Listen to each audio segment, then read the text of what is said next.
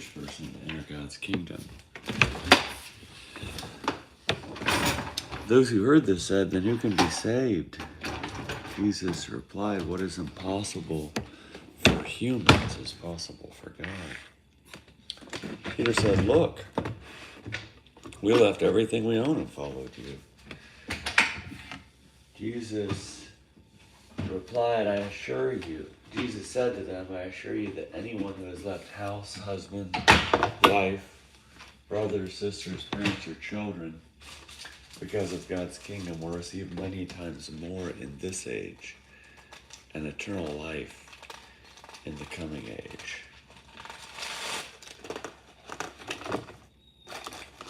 An eternal life in the coming age. Jesus took the 12 aside and said, look, we're going up to Jerusalem, and everything written about the human one, everything written by the prophets about the human one will be fulfilled. He will be handed over to Gentiles. He will be ridiculed, mistreated, and spit on. After torturing him, they will kill him.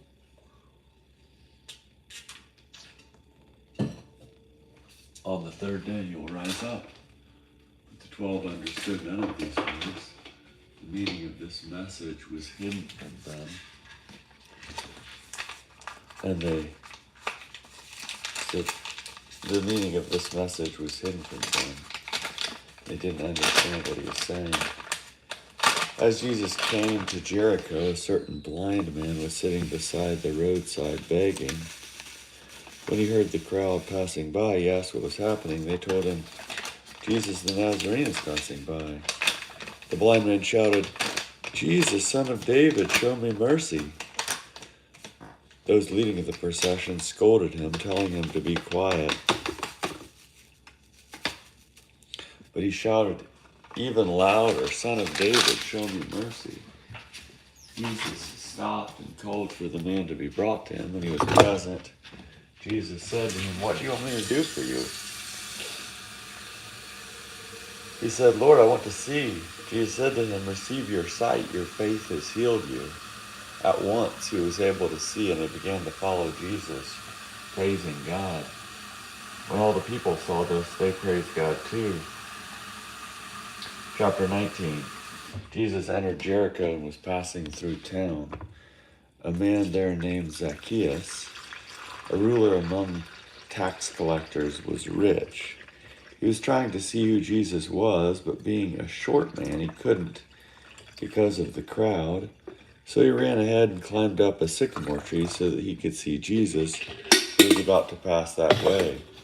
When Jesus came to the spot, he looked up and said, Zacchaeus, come down at once. I must stay in your home today. So Zacchaeus came down at once, happy to welcome Jesus. Everyone who saw this grumbled, saying, he is gone to be the guest of a sinner. Zacchaeus stopped and said to the Lord, look, Lord, I give half of my possessions to the poor. If I have cheated anyone, I repay them 4 times as much. The Lord said to him, today salvation has come to this household, because he too is a son of Abraham. The human one came to seek and to save the lost.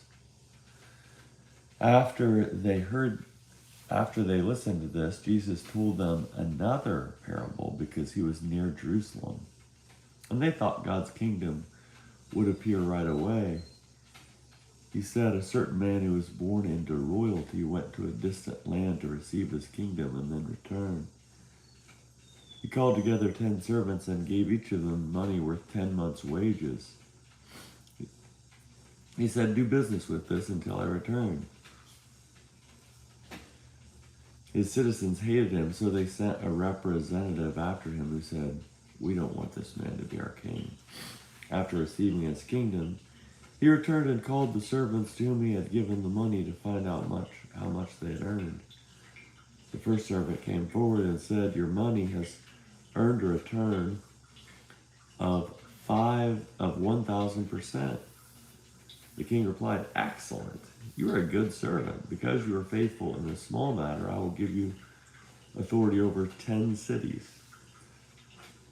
The second servant came and said, Master, your money has made a return of 500%.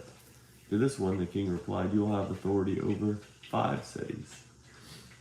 Another servant came and said, Master, here is your money. I wrapped it up in a scarf for safekeeping. I was afraid of you because you're a stern man, withdrawing what you didn't deposit and harvesting what you didn't plant. The king replied, I will judge you by the words of your own mouth, you worthless servant. You know, did you, that I'm a stern man, withdrawing what I didn't deposit and harvesting what I didn't plant? Why then didn't you put my money in the bank? Then when I arrived, at least I could have gotten it back with interest. He said to his attendants, Take his money and give it to the one who has 10 times as much. But master, they said, he already has 10 times as much. He already has 10 times as much. He said, I say to you that everyone who has will be given more. But from those who don't have, even what they have will be taken away. As for my enemies who don't want me as their king, bring them here and slaughter them before you. Bring them here and slaughter them before you. After he said this, he continued on ahead, going up to Jerusalem. As he came to Bethphage and Bethany on the Mount of Olives, he gave 2 disciples a task. He said, when you enter a certain city, he gave 2 disciples a task. When you enter a village, when you enter a certain village, you will find a colt tied up that no one has ever ridden. Untie it and bring it here. Untie it and bring it here. If someone says to you, why are you untying it? Just say its master needs it. Those who had been sent found it exactly as he had said as they were untying the colt. The owner said to them, why are you untying the colt? He replied, its master needs it. They brought it to Jesus, threw their clothes on the colt, and lifted Jesus onto it. As Jesus rode along, they spread their clothes on the road. As Jesus approached the road leading down to the Mount of Olives, the whole throng of his disciples began rejoicing. They praised God with a loud voice, saying, Blessings on the King who comes in the name of the Lord. Peace in heaven and glory in the highest heavens. Some of the Pharisees from the crowd said to Jesus, Teacher, scold your disciples. Tell them to stop. He answered, I tell you, if they were silent, the stones would shout. As Jesus approached the city and observed it, he wept over it. He said, if only you knew on this of all days the things that lead to peace, but now they're hidden from your eyes. The time will come when your enemies will build fortifications around you, encircle you, and attack you from all sides. They will crush you completely, you and the people within you. They won't leave one stone on top of another within you, because you didn't recognize the time of your gracious visit from God. Because you didn't recognize the time of your gracious visit from God. When Jesus entered the temple, he threw out those who were selling things there. He said, if only you knew. He said, it's written, my house will be a house of prayer, but you have made it a hideout for crooks. Jesus was teaching daily in the temple.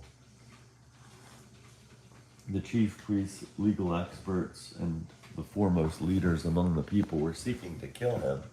However, they couldn't find a way to do it because all the people were enthralled with what they heard. Chapter 20. On one of the days when Jesus was teaching the people in the temple and proclaiming the good news, the chief priests, legal experts, and elders approached him. They said, tell us, what kind of authority do you have for doing these things? Who gave you this authority? He replied, I have a question for you. Tell me, was John's baptism of heavenly or of human origin? They discussed among themselves. If we say it's of heavenly origin, they'll say, why didn't you believe him? But if we say it's of human origin, all the people will stone us to death because they are convinced that John was a prophet. They responded that they didn't know where it came from. Then Jesus replied, neither will I tell you what kind of authority I have for doing these things. Jesus told the people this parable. By the way, this parable is connected to Isaiah chapter 5. Jesus told the people this parable. A certain man planted a vineyard, rented it to tenant farmers, and went on a trip for a long time. When it was time, he sent a servant to collect from the tenants his share of the fruit of the vineyard. But its tenants sent him away beaten and empty-handed. The man sent another servant, but they beat him, treated him disgracefully, and sent him away empty-handed as well. He sent a third servant. They wounded this servant and threw him out. The owner of the vineyard said, what should I do? I'll send my son, whom I love dearly. Perhaps they will respect him. But when they saw him, they said to each other, this is the heir. Let's kill him, and the inheritance will be ours. They threw him out of the vineyard and killed him. What will the owner of the vineyard do to them? He will come and destroy those tenants and give the vineyard to others. When the people heard this, they said, may this never happen. Then Jesus said, staring at them, Jesus said, then what is the meaning of this text of Scripture? The stone that the builders rejected has become the cornerstone. Everyone who falls on that stone will be crushed, and the stone will crush the person it falls on.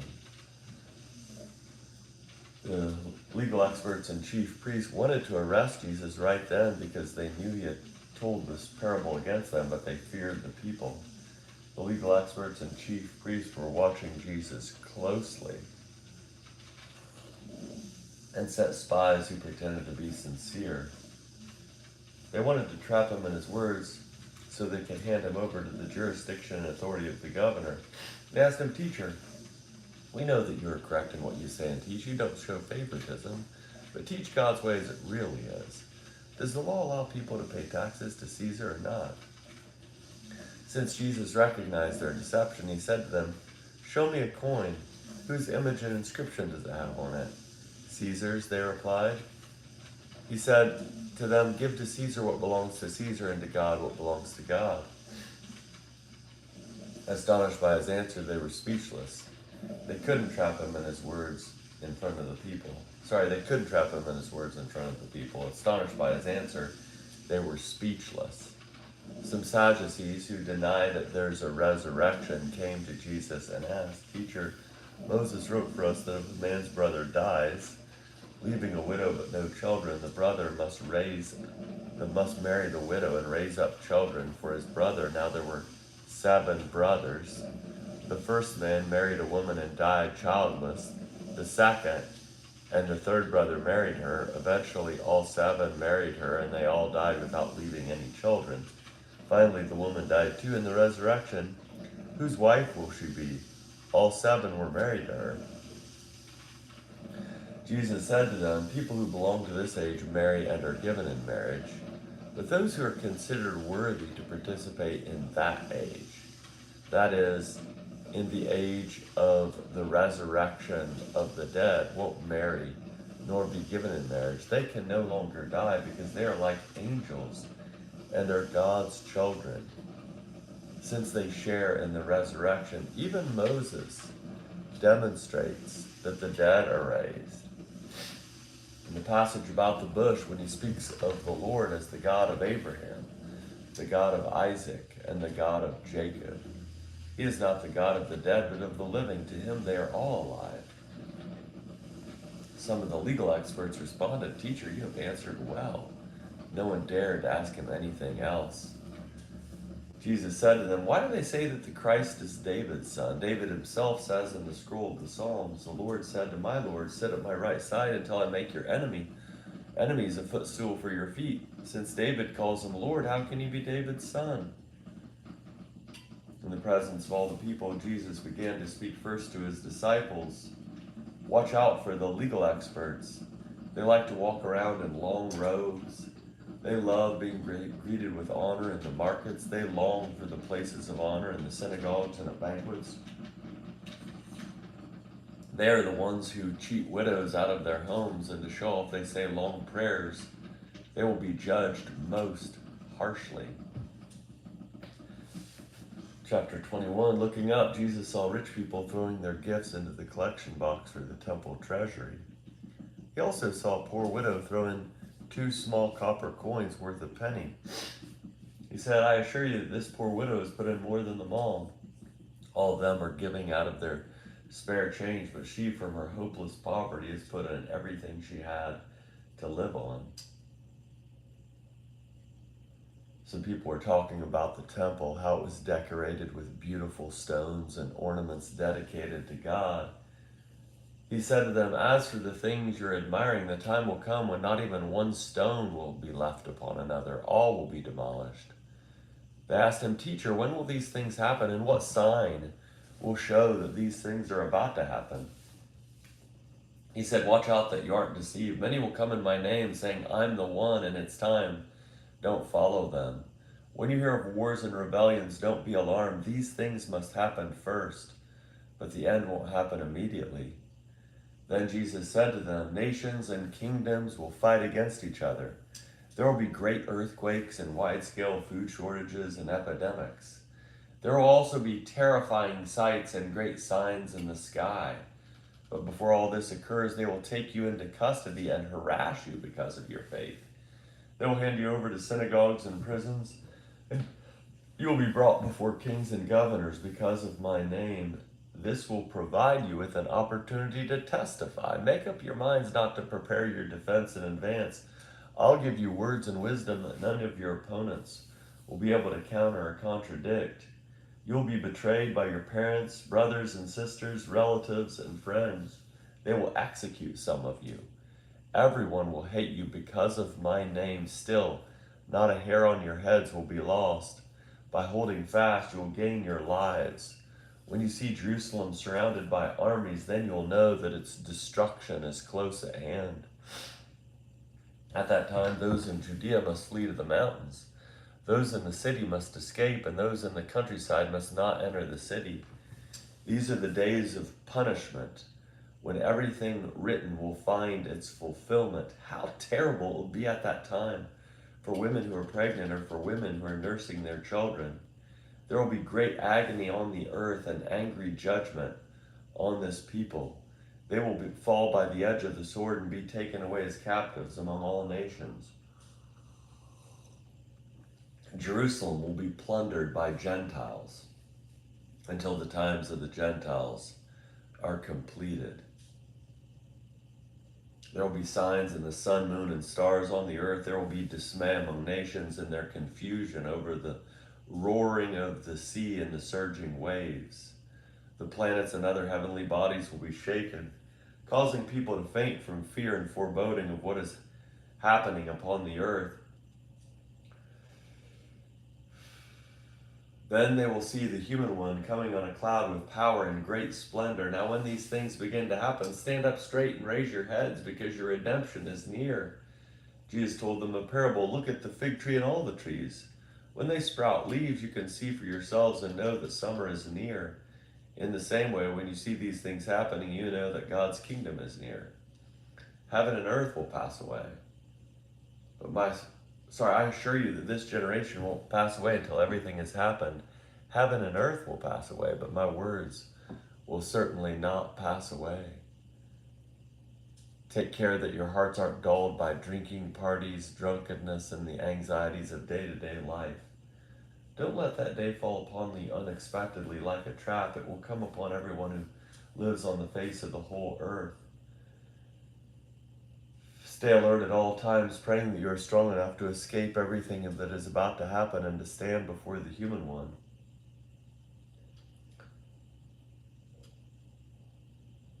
Every day Jesus was teaching the people in the temple, but he spent each night on the Mount of Olives. All the people rose early in the morning to hear him in the temple area. chapter 22. The festival of unleavened bread, which is called Passover, was approaching. Jesus'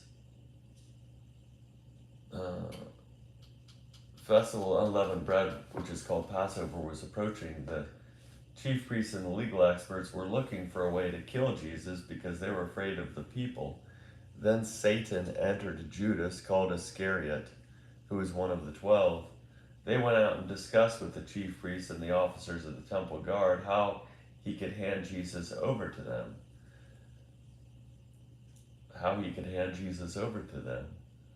They agreed and began They agreed and arranged payment for him. He agreed and began looking for an opportunity to hand Jesus over to them, a time when the crowds would be absent. The day of unleavened bread arrived when the Passover had to be sacrificed. Jesus set Peter and John with this task: go and prepare for us to eat the Passover meal. They said to him, where do you want us to prepare it? He replied, when you enter the city, a man carrying a water jar will meet you. Follow him to the house he enters. Say to the owner of the house, the teacher says to you, where is the guest room where I can eat the Passover meal with my disciples? He will show you a large upstairs room already furnished. Make preparations there. They went and found everything just as Jesus said them, and they prepared the Passover meal. When it was time, Jesus took his seat at the table, and the apostles joined him. He said to them, I have earnestly desired to eat this Passover with you before I suffer. I tell you, I won't eat it until it is fulfilled in God's kingdom. After taking a cup and giving thanks, he gave it to them, saying, take this and share it among yourselves. I tell you that from now on I won't drink from the fruit of the vine until God's kingdom has come. After taking the bread and giving thanks, he broke it and gave it to them, saying, this is my body, which is given for you. Do this in remembrance of me. In the same way, he took the cup after the meal and said, this cup is the new covenant by my blood, which is given for you, which is poured out for you. But look, my betrayer is with me. His hand is on this table. I assure you that the human one will go just as it has been determined about how terrible it is for that person who betrays him. They began to argue among themselves about which of them it could possibly be who would do this. An argument broke out among the disciples over which one of them should be regarded as the greatest, but he said to them, the kings of the Gentiles rule over their subjects, and those in authority over them are called friends of the people, but that's not the way it will be with you. Instead, the greatest among you must become like a person of lower status, and a leader like a servant. So which one is greater, the one who is seated at the table or the one who serves at the table? Isn't it the one who is seated at the table? But I am among you as one who serves. You are the ones who have continued with me in my trials, and I confer royal power on you. Just as my Father granted royal power to me, thus you will eat and drink at my table in my kingdom, and you will sit on thrones judging the 12 tribes of Israel. Simon, Simon, look, Satan has asserted the right to sift you all like wheat. However, I've prayed for you that your faith won't fail. When you have returned, strengthen your brothers and sisters. Peter responded, Lord, I'm ready to go with you, both to prison and to death. Jesus said to him, I tell you, Peter, the rooster won't crow today before you've denied 3 times that you know me. Jesus said to them, when I sent you out without a wallet, bag, or sandals, you didn't lack anything, did you? They said nothing. Then he said to them, but now whoever has a wallet must take it, and likewise a bag. And those who don't own a sword must sell their clothes and buy one. I tell you that this scripture must be fulfilled in relation to me, and he was counted among the criminals. Indeed, what's written about me is nearing completion. Jesus left and they said to him, Lord, look, here are 2 swords. He replied, enough of that. Jesus left and made his way to the Mount of Olives, and the disciples followed him. When he arrived, he said to them, pray that you won't give in to temptation." He withdrew from them about a stone's throw, knelt down and prayed. He said, "Father, if it's your will, take this cup of suffering away from me. However, not my will, but your will must be done." Then a heavenly angel appeared to him and strengthened him. He was in anguish and prayed even more earnestly. His sweat became like drops of blood falling on the ground. When he got up from praying and went to the disciples, he found them asleep, overcome by grief. He said to them, "Why are you sleeping? Get up and pray so that you won't give in to temptation." While Jesus was still speaking, a crowd appeared, and the one called Judas, one of the 12, was leading them. He approached Jesus to kiss him. Jesus said to him, "Judas, would you betray the human one with a kiss?" When those around him recognized what was about to happen, they said, "Lord, should we strike with our swords?" One of them struck the high priest's servant, cutting off his right ear. Jesus responded, "Stop, no more of this." He touched the slave's ear and healed him. Then Jesus said to the chief priests, the officers of the temple guard, and the elders who had come to get him, "Have you come with swords and clubs to arrest me as though I were a thief? Day after day I was with you in the temple, but this is your time when darkness rules." After they arrested Jesus, they led him away and brought him to the high priest's house. Peter followed from a distance. When they lit a fire and sat down together, Peter sat among them. Then a servant woman saw him sitting in the firelight. She stared at him and said, "This man was with him too." But Peter denied it, saying, "Woman, I don't know him." A little while later, someone else saw him and said, "You are one of them too." But Peter said, "Man, I'm not." An hour or so later, someone else insisted, "This man must have been with him because he's a Galilean too." Peter responded, "Man, I don't know what you're talking about." At that very moment, while he was still speaking, a rooster crowed. The Lord turned and looked straight at Peter, and Peter remembered the Lord's words, "Before a rooster crows today, you will deny me 3 times." And Peter went out and cried uncontrollably. The men who were holding Jesus in custody taunted him while they beat him. They blindfolded him and asked him repeatedly, "Prophesy, who hit you?" Insulting him, they said many other horrible things against him. As morning came, the elders of the people, both chief priests and legal experts, came together, and Jesus was brought before their council. They said to him, "If you are the Christ, tell us." He answered, "If I tell you, you won't believe, and if I ask you a question, you won't answer. But from now on, the human one will be seated on the right side of the power of God." They all said, "Are you God's son then?" He replied, "You say that I am." Then they said, "Why do we need further testimony? We've heard it from his own lips." Chapter 23, I think, yeah. The whole assembly got up and led Jesus to Pilate and began to accuse him. They said, "We have found this man misleading our people, opposing the payment of taxes to Caesar and claiming that he is the Christ, a king." Pilate asked him, "Are you the king of the Jews?" Jesus replied, "That's what you say." Then Pilate said to the chief priests and the crowds, "I find no legal basis for action against this man." But they objected strenuously, saying, "He agitates with the people with his teaching throughout Judea, starting from Galilee all the way here." Hearing this, Pilate asked if the man was a Galilean. When he learned that Jesus was from Herod's district, Pilate sent him to Herod, who was also in Jerusalem at that time. Herod was very glad to see Jesus, for he had heard about Jesus and had wanted to see him for quite some time. He was hoping to see Jesus perform some sign. Herod questioned Jesus at length, but Jesus didn't respond to him. The chief priests and the legal experts were there fiercely accusing Jesus.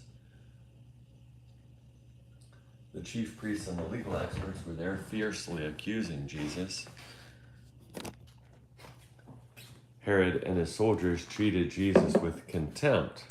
Herod mocked him by dressing Jesus up in elegant clothes and sending him back to Pilate. Pilate and Herod became friends with each other that day. Before this, they had been enemies.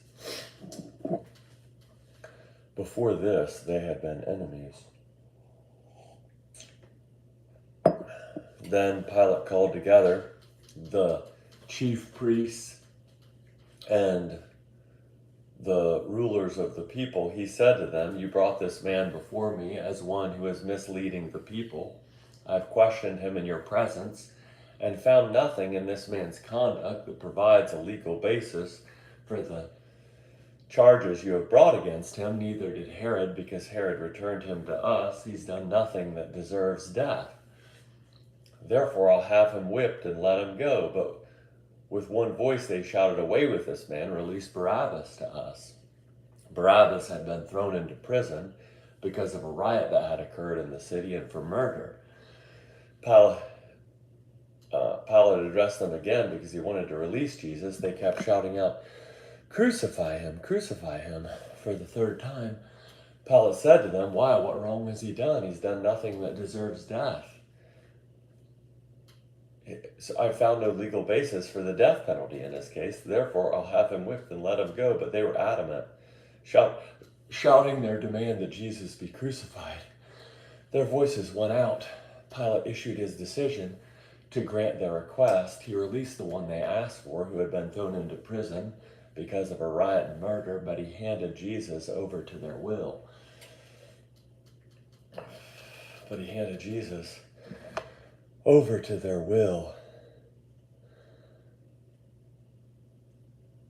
As they led Jesus away, they grabbed Simon, a man from Cyrene who was coming in from the countryside. They put the cross on his back and made him carry it behind Jesus. A huge crowd of people followed Jesus, including women who were mourning and wailing for him. Jesus turned to the women and said, "Daughters of Jerusalem, don't cry for me. Rather, cry for yourselves and for your children. The time will come when they will say, 'Happy are those who are unable to become pregnant, the wombs that never gave birth, and the breasts that never nursed a child.' Then they will say to the mountains, 'Fall on us,' and to the hills, 'Cover us.' If they do these things while the tree is green, what will happen when it is dry?"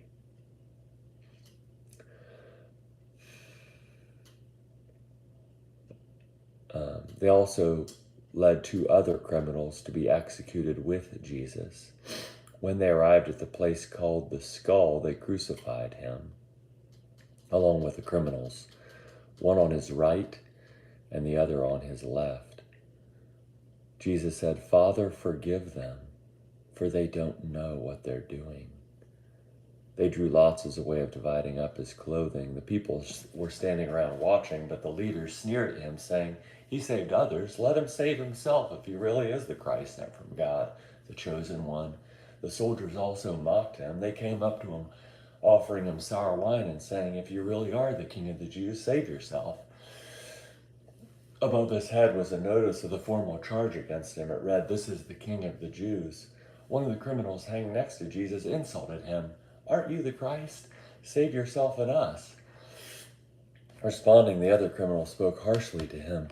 "Don't you fear God, seeing that you've also been sentenced to die? We are rightly condemned, for we are receiving the appropriate sentence for what we've done, but this man's done nothing wrong." Then he said, Jesus, "Remember me when you come into your kingdom." Jesus replied, "I assure you that today you'll be with me in paradise." It was now about noon, and darkness covered the whole earth until about 3 o'clock, while the sun stopped shining. Then the curtain in the sanctuary tore down the middle. Crying out with a loud voice, Jesus said, "Father, into your hands I entrust my life." Then he breathed for the last time. When the centurion saw what happened, he praised God, saying, "It's really true. This man was righteous." All the crowds who had come together to see this event returned to their homes, beating their chests after seeing what had happened. And everyone who knew him, including the women who had followed him from Galilee, stood at a distance, observing these things. Now there was a man named Joseph who was a member of the council. He was a good and righteous man. He hadn't agreed with the plan and actions of the council. He was from the Jewish city of Arimathea and eagerly anticipated God's kingdom. This man went to Pilate and asked for Jesus' body. Taking it down, he wrapped it in a linen cloth and laid it in a tomb in which no one had ever been buried. It was preparation day for the Sabbath, and the Sabbath was quickly approaching. The women who had come with Jesus followed Joseph. They saw the tomb and how Jesus' body was laid in it, then went away and prepared fragrant spices and perfumed oils. They rested on the Sabbath in keeping with the commandment. Chapter 24. Very early in the morning on the first day of the week, the women went to the tomb, bringing the fragrant spices they had prepared. They found the stone rolled away from the tomb, but when they went in, they didn't find the body of the Lord Jesus. They didn't know what to make of this. Suddenly, 2 men in gleaming bright clothing stood next to them. They said, the women were frightened and bowed their faces toward the ground, but the men said to them, why do you look for the living among the dead? He isn't here, but has been raised. Remember what he told you while he was still in Galilee, that the human one must be handed over to sinners, be crucified, and on the third day rise again. Then they remembered his words. When they returned from the tomb, they reported all these things to the 11 and all the others. It was Mary Magdalene, Mary the mother of Joanna, Mary the mother of James, and the other women who told these things to the apostles. Their words struck the apostles as nonsense, and they didn't believe the women. But Peter ran to the tomb. When he bent over to look inside, he saw only the linen cloth. Then he turned home, wondering what had happened. On that same day, 2 disciples were traveling to a village called Emmaus, about 8 miles from Jerusalem. They were talking to each other about everything that had happened. While they were discussing these things, Jesus himself stood among them and said, peace be with you. They were terrified.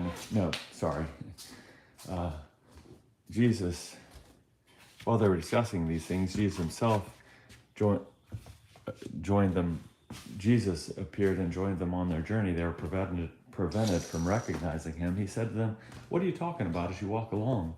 They stopped, their faces downcast. The one named Cleopas replied, are you the only visitor to Jerusalem who is unaware of the things that have taken place there over the last few days? They said to him, what things?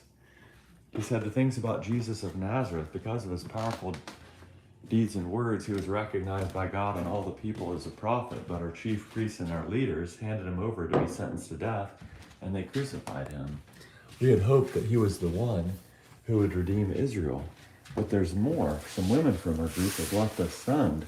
They came to us saying they had even seen a vision of angels who told them he is alive. Some of those who were with us went to the tomb early this morning.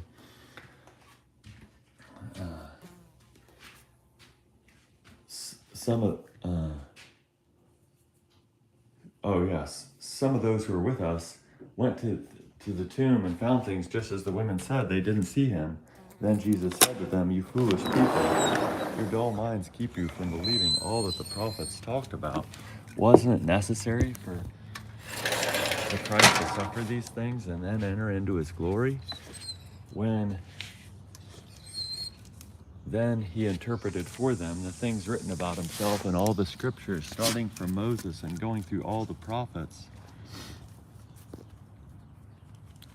Going through all the prophets. When they came to Emmaus, he acted as if he was going on ahead, but they urged him, saying, stay with us, it's nearly evening, and the day is almost over. So he went in to stay with them. After he took his seat at the table with them, he took bread, blessed and broke it, and gave it to them. Their eyes were opened, and they recognized him, but he disappeared from their sight. They said to each other, weren't our hearts on fire when he spoke to us along the road, when he explained the scriptures for us? They got up right then and returned to Jerusalem.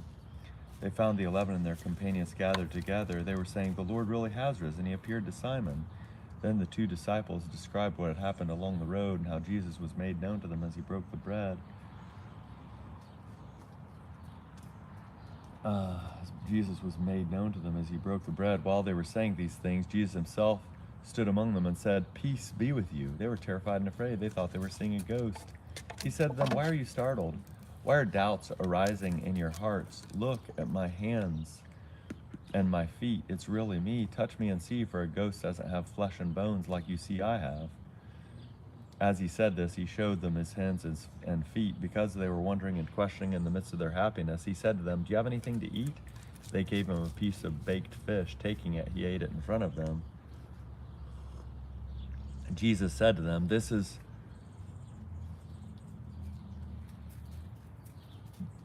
what I told you." Jesus said to them, "This is what is written, the Christ will suffer." Jesus said to them, "These are my words that I spoke to you while I was still with you, that everything written about the human one